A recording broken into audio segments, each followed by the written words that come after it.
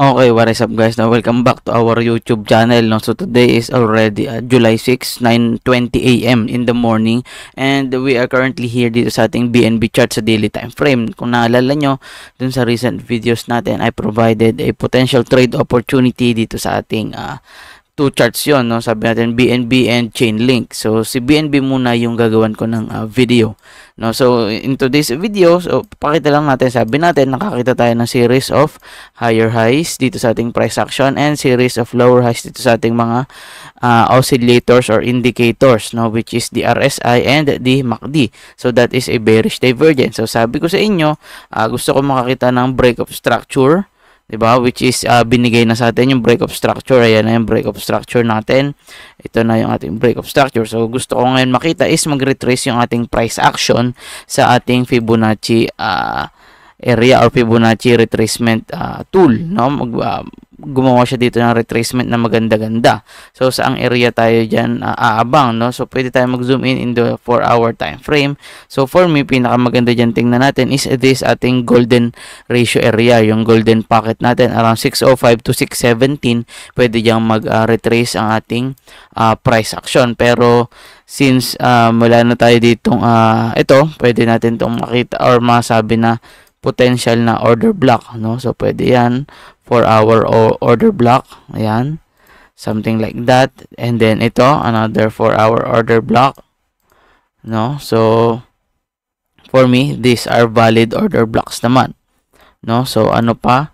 So again, this guys is live chart itong ginagawa ko dito, no? So siguro around here or dito sa area na to, pwede rin dito, no? Pero syempre dito tayo sa pinaka-conservative, yan, no? So 3 areas ang pwede niyang balikan. So the most probable scenario is syempre itong 605 to 617 since golden ratio yan. Pero pwede din dito sa ating blue area around 654, no? Pwede diyan bumalik. Pero pinaka-extreme na nakikita ko is around this area 683. So invalidation niya syempre is going to be our 732 area. So paano ko siya i-trade? So sige, dahil nga nagkaroon na tayo ng break of structure, pinakita ko na kanina sa daily time frame, di ba? Pwede ko sigurong gawin, balik tayo sa daily, so hindi kita yung aking order blocks doon. Pero ito sa 4-hour time frame, pwede ako dito let's say dito bumalik or dito na-satisfied yung ating order, no? Yung ating short position, pwede ako dito mag-order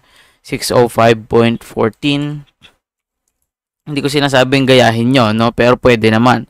Tapos ang ating stop level is around 733.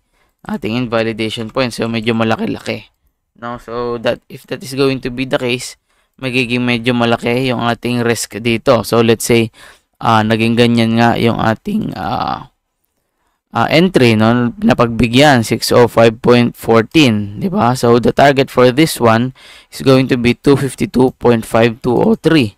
No, sorry, 252.5, no? Let's say something like that, no? So the risk is going to be 1:2.76. So medyo maliit, no? Gusto sana natin is 1:3, at least 1:3, no? So dito pwede tayo bumalik ulit, set up ulit tayo ng isa pa. Let's say dito naman tayo sa ating blue area, no? Dito sa ating 654.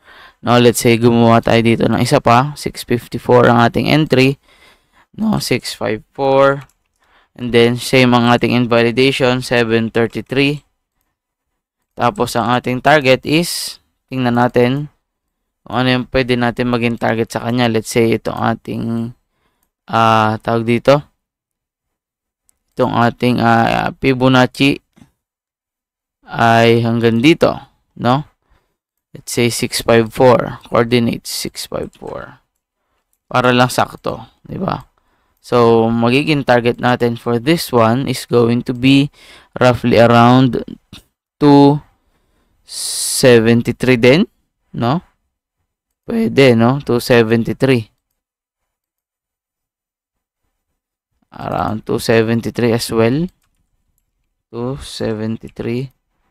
So, ang ating risk to reward ratio is, mali, no? So, ating profit level 273 is 1:4.82. So, mas okay siya for me, no? So, dito ako magsiset ngayon ng order. no, instead na dito sa golden ratio, o pwede ako maglagay let's say tig half, no, pwede naman yon, no. So yan yung aking magiging trade idea for this opportunity, no. So mamaya after this video gagawin ko na agad dito ng order. So yun lang, sana meron kayo natutunan kahit papaano. Yun lang everyone, huwag niyo kalimutan mag-like, comment and subscribe, no. So i-share nyo kung gusto nyo, pwede naman. So bukas lalabas din ito sa ating Facebook page, no. So syempre bukas pa naman yon, no. So yun lang everyone, hanggang sa muli, no. Happy weekend. Yun lang, see you sa next video natin.